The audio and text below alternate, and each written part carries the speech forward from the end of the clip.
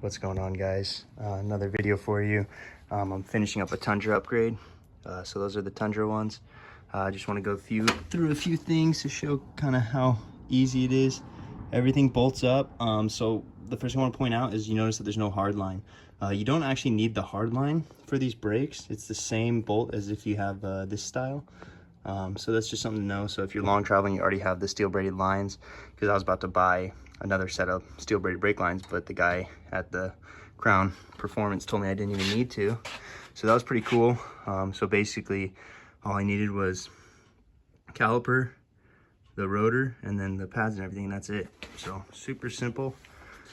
That's you can compare the size difference. So this is the stock Tacoma one I had.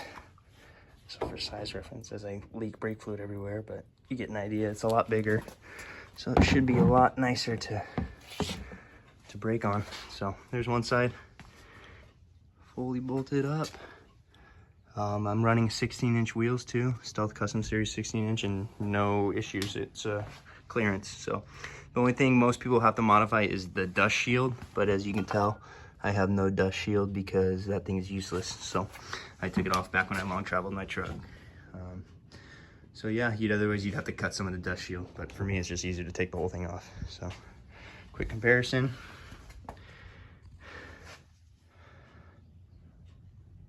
Tundra versus, still got the stock over here, and my brakes were shot. They needed to be replaced. You can see all the like scarring in there.